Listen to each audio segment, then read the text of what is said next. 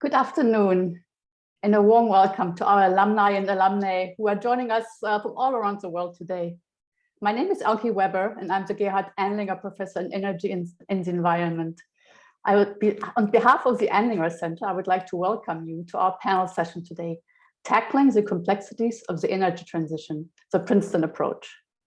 We have a great panel for you, and I'd like to introduce you to our moderator, Eric Larsen. Eric has been working on energy systems modeling and analysis for over 3 decades, aimed at identifying sustainable, engineering-based solutions to major energy-related problems. Eric is a senior research engineer and head of the Energy Systems Analysis Group here at the Andlinger Center. His research intersects engineering, environmental science, economics, and public policy. He co-leads Princeton's ongoing Net Zero America project, and he's active in the Global Rapid Switch initiative established by the Andlinger Center, focused on the transition to low carbon systems in the US and around the world.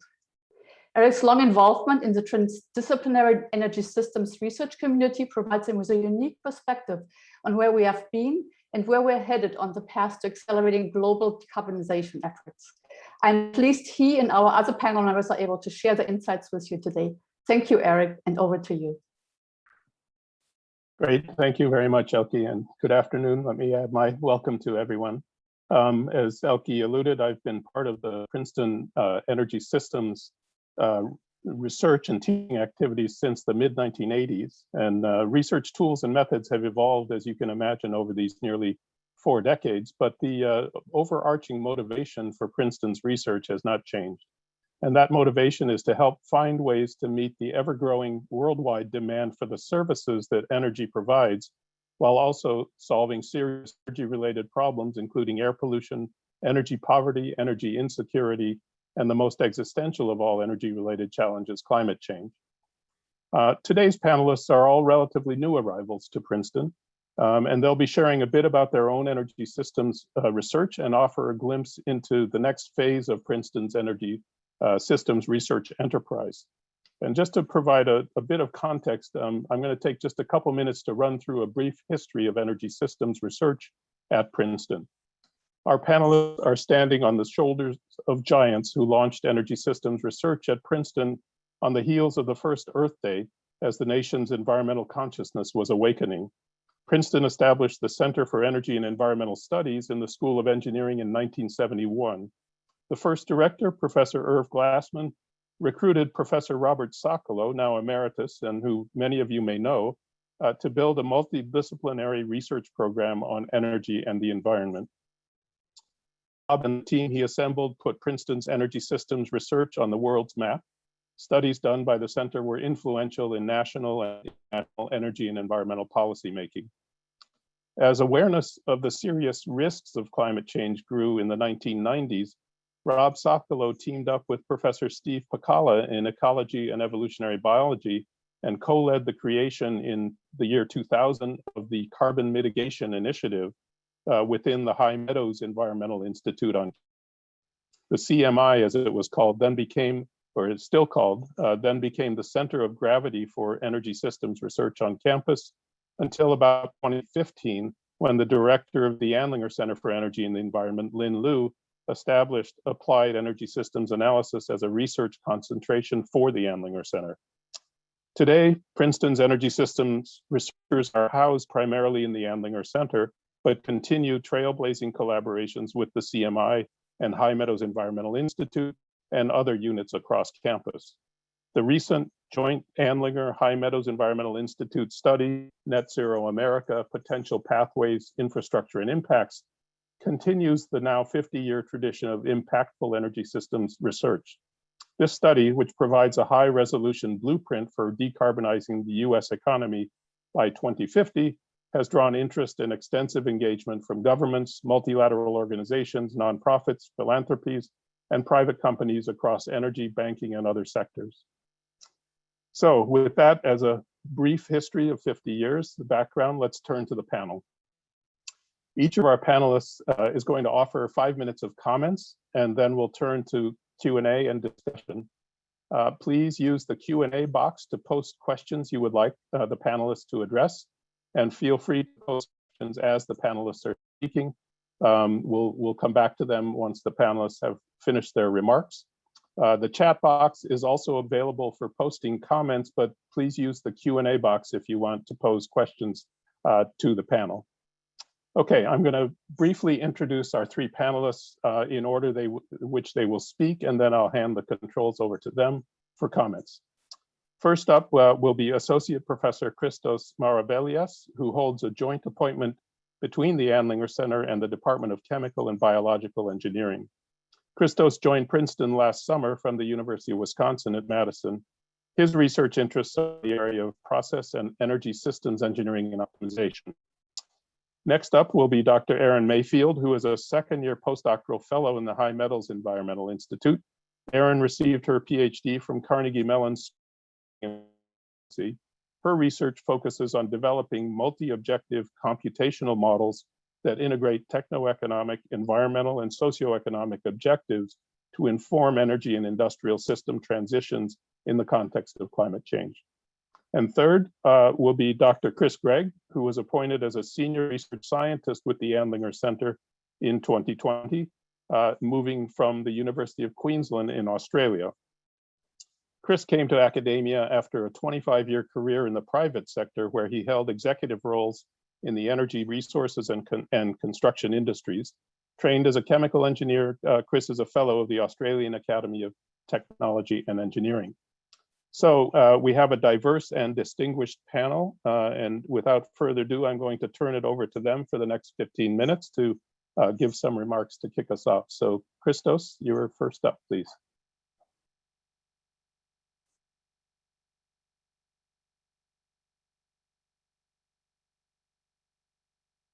Can you hear me? Yes. And my slides. So thank you, Eric, for the nice introduction. As Eric said, I work in the area of systems engineering, modeling and analysis, and we really use this type of approaches to address some important questions related to energy transition and renewable energy systems. And I will be using a case study today just to illustrate some of the types of analysis that we perform. But before I do that, I would also like to make the point that studying this type of systems naturally leads to some questions for which methods, modeling and computational methods are not available. So it has been really rewarding to work in this area because we believe that we address some important questions while developing new methods. So as I said, I will be talking about this integrated biofuel field to product biofuel pipeline. And this is really a fancy way to say biofuel supply chain. But unlike traditional supply chain problems, where the feedstocks are very well defined, the products we want to produce are well defined, is typically defined between point A and B, the design of biofuel supply chains is a very different problem. And here I have some of the reasons that make this problem different.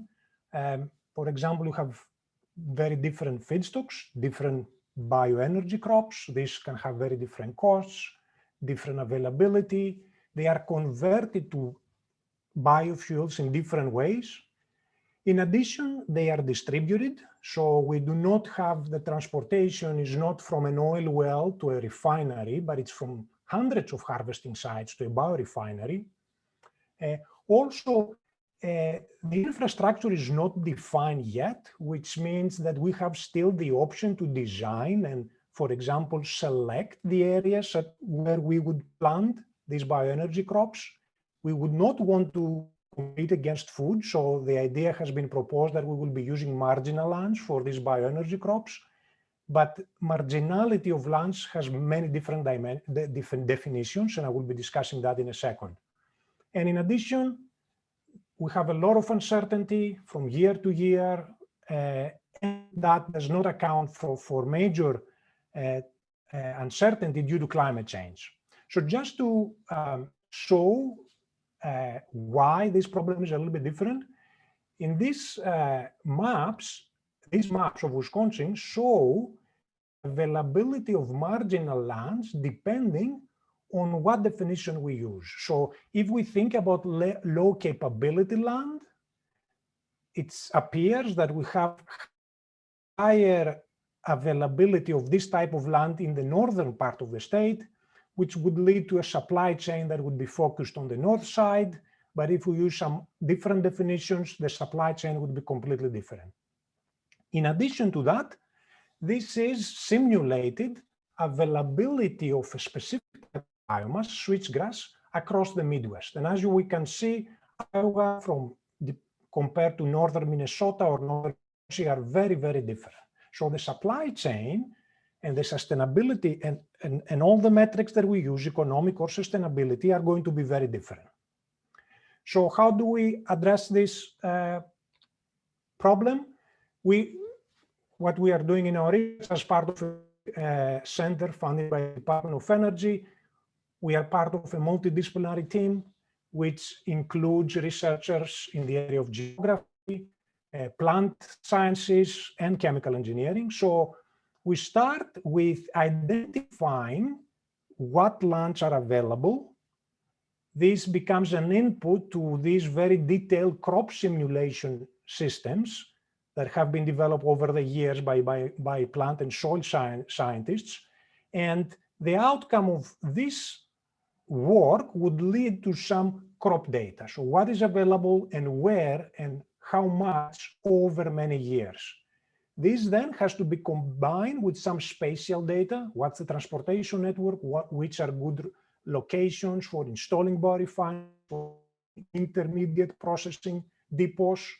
All that feeds into what we call a stochastic optimization model, which would result in a supply chain. And here, again, I'm showing a very limited preliminary results for a system in the state of Wisconsin. The biorefineries here are located, and we have some intermediate processing depots across the state.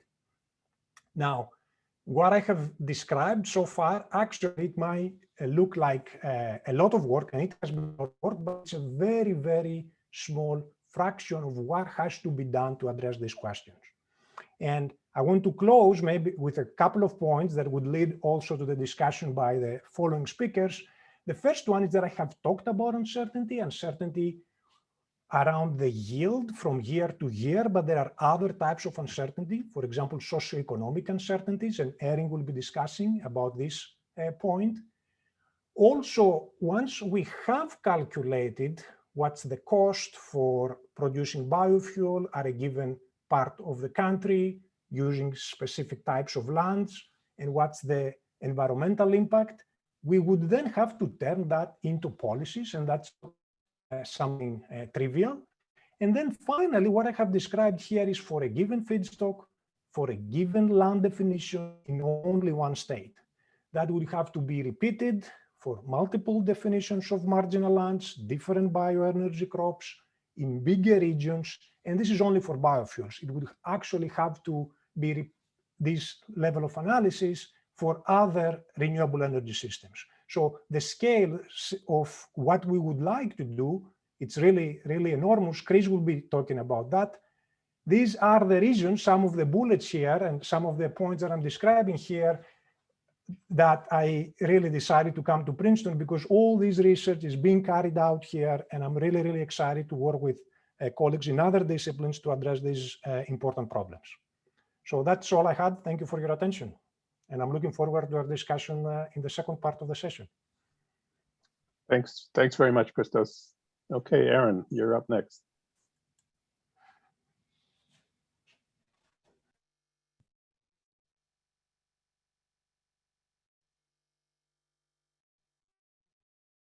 Thanks, Eric. So I'm going to begin briefly going over my pathway to Princeton and the main motivations for my research.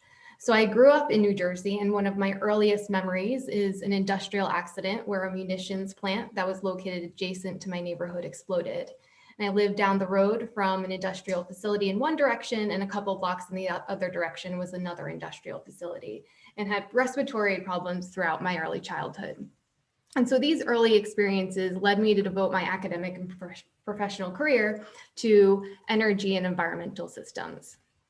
So I've had many varied professional experiences. And so while I was an undergrad, I interned for a climate change denying congressman, and seeing power up close for the first time, I started to really question decision-making processes.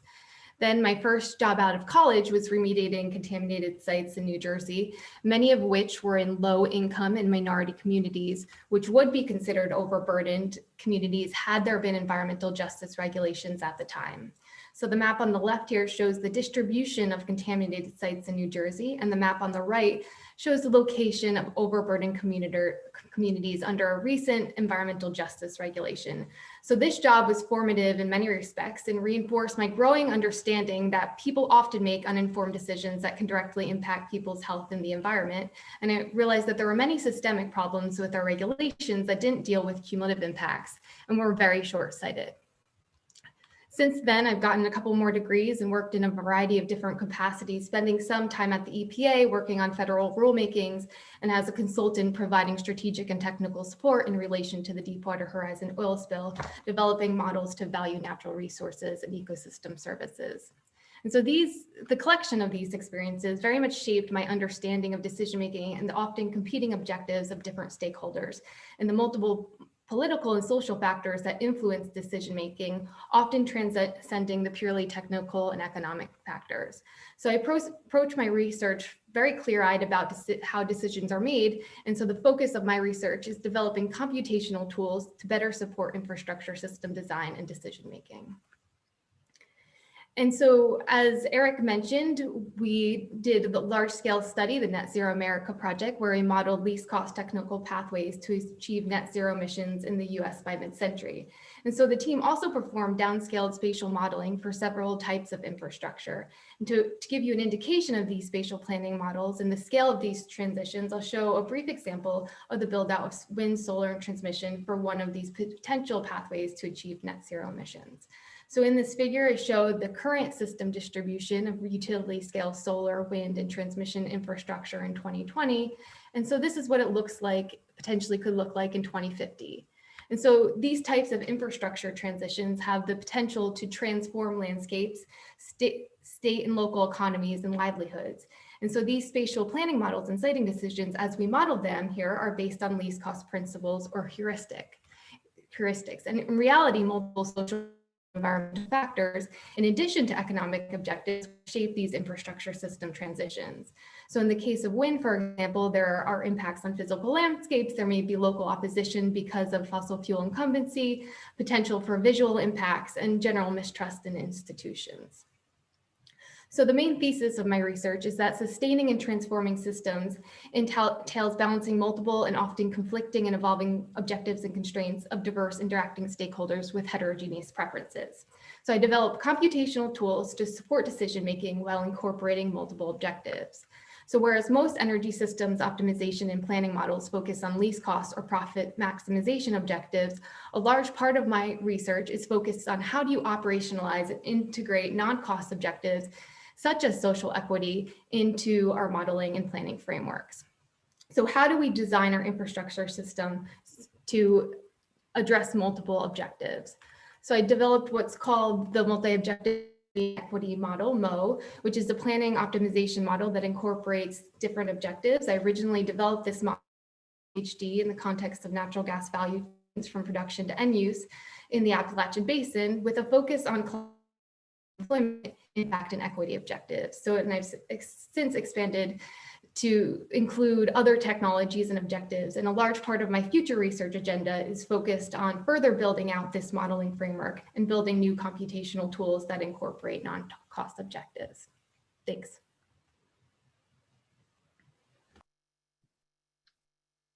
Great, Erin, thank you very much. And third up is Chris Gregg. So Chris, it's all yours.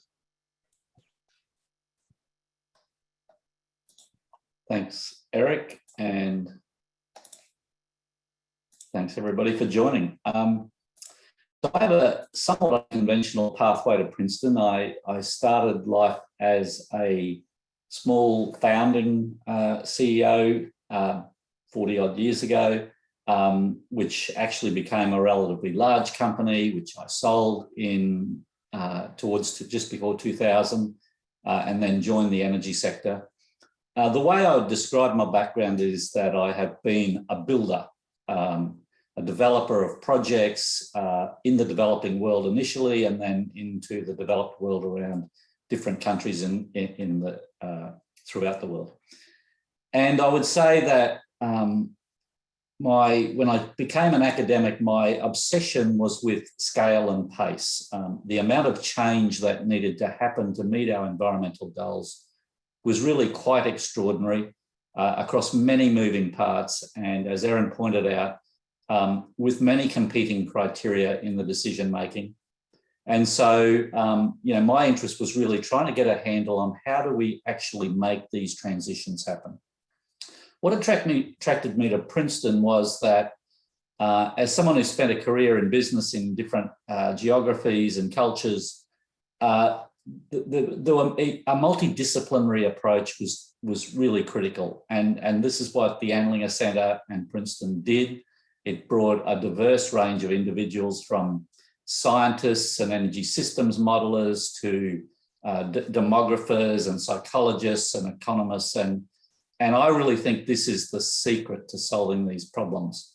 The other thing that attracted me was that I think Princeton was rare amongst its peers in its willingness to think big, and along the way, its willingness to accept someone who was far from being a scientist and really someone who was much more interested in translating the science into practice.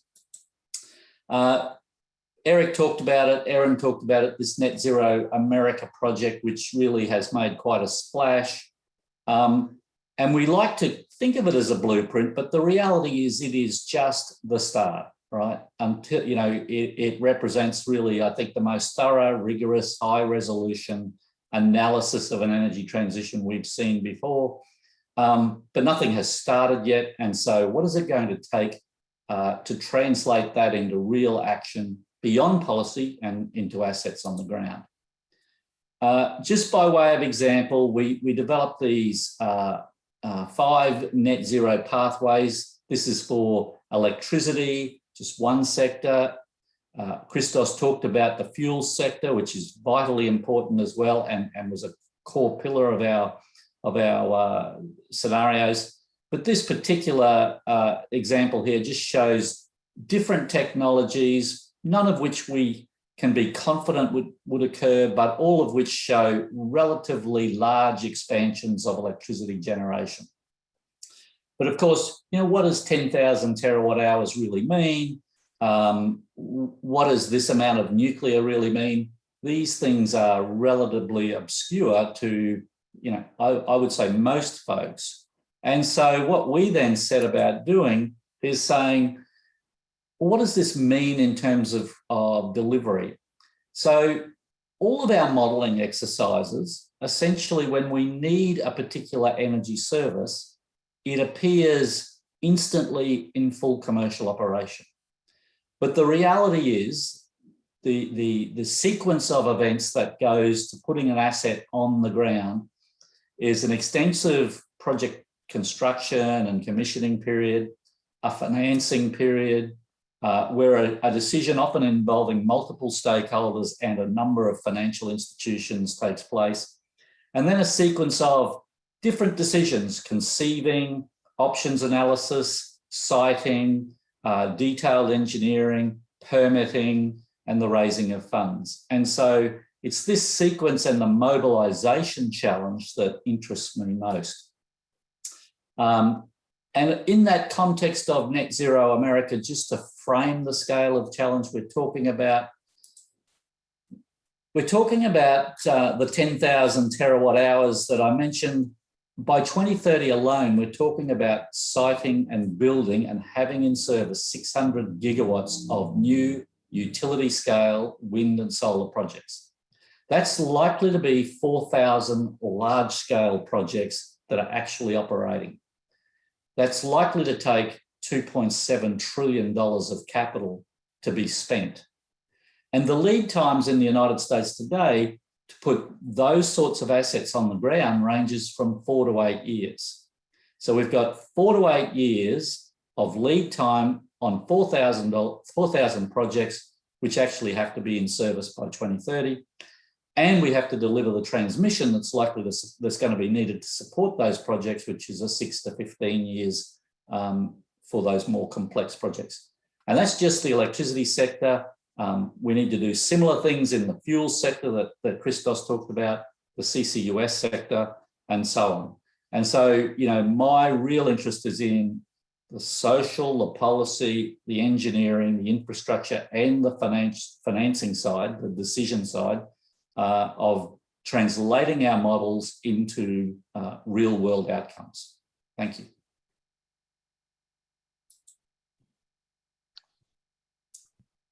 Excellent. Thank you, Chris, and thank you all of the panelists. You guys were right on time. And so now we've got a few questions coming in. In the audience, feel free to keep those questions coming. I've got some questions for each of you. Let me start with Christos. So what you described, Christos, it sounds like a really fascinating academic exercise. But how do you actually put these results into practice and be helpful to policymaking and so on? Yeah, so I think I would agree that it's academic exercise, but there is still a value in understanding what the impacts are, economic and environmental impacts, and understanding under what scenarios and circumstances these systems would make sense. Once we have understood, for example, what type of bioenergy crops would be suitable for these developments, then I think it's the question of policies. And I think it's policies both for, I think it's the social acceptance aspect that Eric and Erin discussed about, and then how we would convince the farmers to switch from what they are currently doing to what our models say that would be good to do. So I think that would be the policy, and I'm afraid I'm not an expert and I don't have the answer, but that's how the insights from these models would be useful in informing policymakers. Mm. And just a couple of follow-ups on that. Are there permitting and access issues related to large-scale biomass feedstock production of the type that you're? Not that I'm aware. Not time-consuming permitting issues. Here we are focused on lands owned by farmers. There are some other definitions of marginality, and this would be conservation, for example, lands. These would become more complicated, but for recently abandoned lands, for example, that would not be an issue. And one more from an audience member who says that he's heard that biofuel production consumes large amounts of fossil fuels for production and transport, including fertilizers. Yeah. And what's the current net energy yield from biofuels, would you say? Yeah, so I would say for some of these bioenergy crops, the idea is not to use fertilization. Actually, that's one of the open questions. Is it better to go for lower yields without irrigation and fertilization, or use fertilization and irrigation to increase the yields? I don't have a number because, as I discussed, it's highly variable. Every land is different. Every bioenergy crop would be different. So it's very, the answer can be very location specific. I would add, though, that something that we now start to understand is not just, let's say, the how much fuel we produce versus how much fuel we consume for harvesting and transportation. Another added benefit of biofuels is the sequestration of carbon in the soil. So in other words, we capture CO2 from the atmosphere. Some of it becomes liquid fuel. Of course, we consume some of it, but then a very good fraction of that is sequestered in the soil. And it's the net benefit, the addition of these two effects, that leads to the greatest benefit.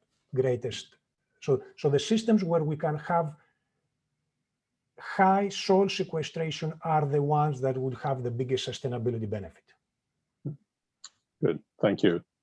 Erin, a question for you. So you talked about incorporating environmental justice, just transitions, social equity issues into your modeling work. Can you give a sort of a specific example of how you incorporate these rather difficult concepts into models? So social equity is not a singular objective or a singular concept. It's multidimensional. It's when you're thinking about it in terms of infrastructure systems, it relates to the impacts, both in terms of cost and benefits to communities and people over time.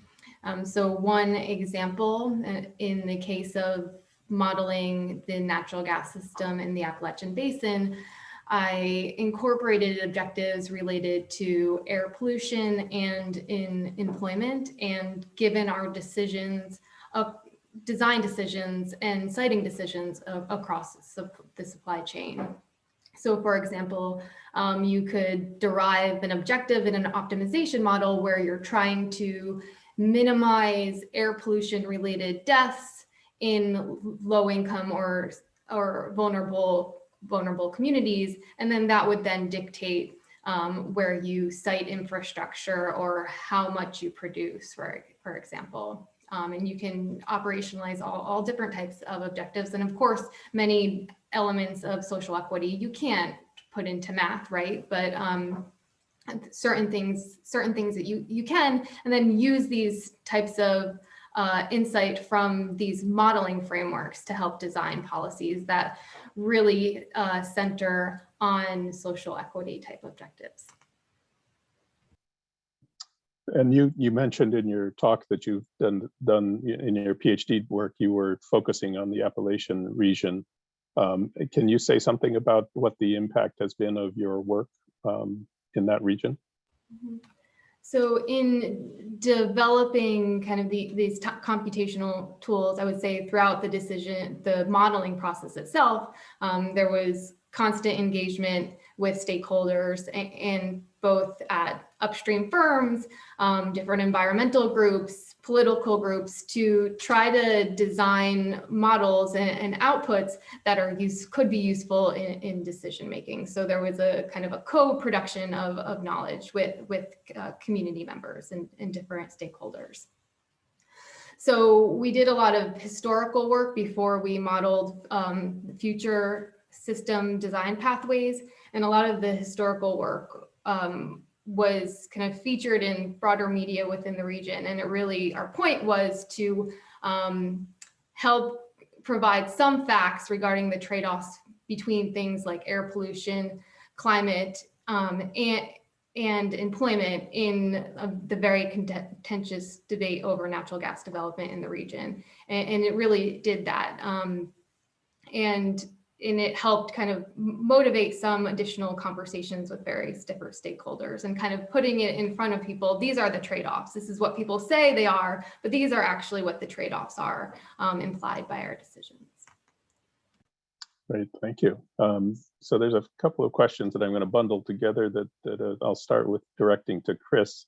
One audience member noted that Rachel Maddow featured the electric F-150 recently that was brought out and argues that that's an inflection point for the transition in the transportation sector. There's another comment and question about the role of nuclear power in a transition and notes that this is from Rick Mott, is the person who submitted this question.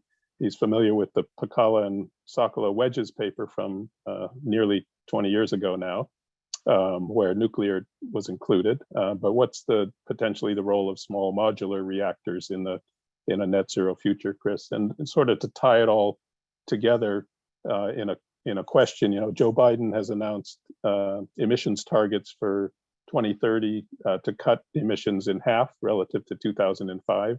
By 2030, and then to net zero by 2050. And how do we actually get that done? Okay, I might start with the nuclear piece. Look, I'm inclined to agree that if nuclear is going to play a substantial role, it's more likely to be with small modular reactors than the traditional large scale projects that we did in the 70s and 80s. And that's simply because of the huge lead time and the investment risk involved in those very large projects. And the fact is, in the US, we really haven't been able to successfully execute them on time or to a sensible budget. I'm hopeful small modular reactors might provide a pathway. I wouldn't say I'm confident about that. Let's see. I think that we'll need to invest heavily in, sort of development and demonstration and make that happen. I think the comment was Model T. We need to take it from a Model T to a commercially viable, cost-effective solution, and that won't happen without public investment in R&D and demonstrations. And if it can be made to be commercially ready, and if it's competitive, and if it's the right thing to do, the market will do it. I just don't really know what role, and I think we would say that about our scenarios, right? We don't favour one or the other. Our view has always been the best pathway to net zero is the one you can actually get done, because they're all hard, and they, as Erin has said, that they all come with trade-offs. I guess the last part of the question on the Biden transition, well, very briefly on the F-150. I mean, it's a sad situation for that to be an inflection point. We shouldn't need to be needing such big vehicles, but that's a separate question. Behaviour, and behaviour's got to play a role. But on the Biden plan, I mean, our scenarios are actually quite consistent with the Biden plan. In fact, I would say the Biden plan is slightly more ambitious for that first 10 years. And I guess what I was trying to illustrate in that last slide was just to frame that challenge, right? 4,000 large-scale projects, the pipeline of which to get to them into commercial operation is, 4 to 8 years. Add to that, we probably, in any of the scenarios, we probably need to do 10 or 20 large-scale carbon capture hubs. We probably need to build, if we do that, we will need to do CO2 pipelines. We will also need to build zero carbon fuels plants. We will also need to build transmission lines at scale, probably a 60+% increase in transmission capacity of what exists today. And the lead times on that are much longer than the solar projects. And that's just at the energy supply sector, right? In parallel with that, we need to scale up the electric vehicle uptake, to sort of 100 million. And similarly with home heating, electric home heating. And then we need to scale up the manufacturing facilities that are going to supply all of these technologies and plants that we've talked about. So what I would say is I think it's highly unlikely to be successful if we do things the way we have traditionally done them. That is project by project, that is individual developers negotiating their siting agreements and doing deals with landowners and getting their permits through. We will have to compress permitting schedules and development schedules by a factor of 2 at least. We will have to have people developing large programs of work in close consultation with communities and regulators.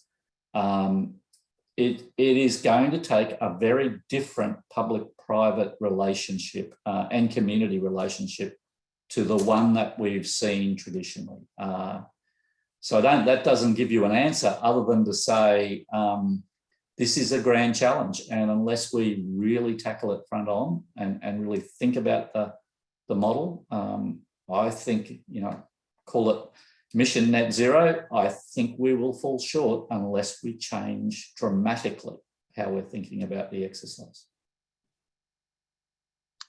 Okay, thank you for that. Let me throw a question out to anyone on the panel now. So all three of you have talked about work that's US focused primarily. But the IEA, the International Energy Agency, just came out with a report in the last couple of days where sort of laying out what would be needed for the world to go to net zero by 2050, which of course the world needs to be at net zero to really deal with climate change. Can you comment on sort of the how you view that challenge as opposed to the challenges that you've been dealing with within the US itself? And that anyone who has a comment on that is welcome to. Aaron, do you want to start? Yeah, I can say in the context of multi-objective optimization, incorporating social equity into energy system planning, the context is vastly different in different countries and developing countries, right? Where the dimensions of social equity are different. You have additional objectives related to things like energy access. So the way in which you think about planning these systems and designing the systems is vastly different, and not just because of the resources that are available, but the entire structure of the governance structures and of the people and the social aspects as well. Good point. Chris? Look, I think Aaron's absolutely right. It's very different. On the one hand, it's much more challenging because you've got to deliver so much infrastructure in parallel. On the other hand, you know, because you're not taking the risk of stranding those assets, if you do it low carbon in the first place, then perhaps there's a way for them to develop low carbon, develop in a low carbon way. And it depends on which other country you're talking about. I mean, there's a developed country called Japan, right, which is currently has recently completed 7 gigawatts of new coal and has 6 gigawatts of new coal under construction right now. And so, you know, the stranded asset risk in a place like that is in 2050, it's unlikely those assets would be turned off, is my sense. So I think it's that's a dilemma. The other dilemma, I think, is the US has a remarkable resource base, including a very large landmass. And you saw, I think Aaron showed those illustrations of the distribution of renewable energy across the country. And if we add biomass on there as well, you know, it's really quite a land use intensive sort of transition we're talking about. And a lot of the countries where, when we think about the developing world, these are very densely populated countries, not necessarily with an abundance of the resources needed for the renewables. So I think two things I'd comment is it's very case by case. You can't kind of take a global perspective and say, here's what it's going to look like, technically, let alone from a economic investment infrastructure point of view. But as Aaron says, the socio-cultural and economic drivers in these countries is just, it's very heterogeneous. And so I think a big challenge, a real challenge, but really interesting. Christos, would you like the last word on? I would say only that while there are countries that they are potentially ahead of us in terms of their mix of energy, if we take into account numbers and also that countries with big populations are still developing countries, I think it's very, very challenging. I think if we want to be frank about it, it's going to be very, very challenging. But at the same time, I think it doesn't have to happen everywhere at the same time, right? I think we need some leaders that can show that this thing can be done, and that is very important. Oh, great. So unfortunately, we are out of time. And I have to say, I don't care for the reunions virtual. I'm looking forward to having the reunions back in person. But in the meantime, I'm sure that any of the panelists will be happy to hear from you directly if you have follow-up questions. I know we didn't get to answer all of them. And I just want to say thank you to Christos and to Aaron and to Chris for taking this time. And thank you to the audience for joining in and asking questions and keeping the connection with Princeton. So thank you all very much. and we'll close it off now. You too, Eric.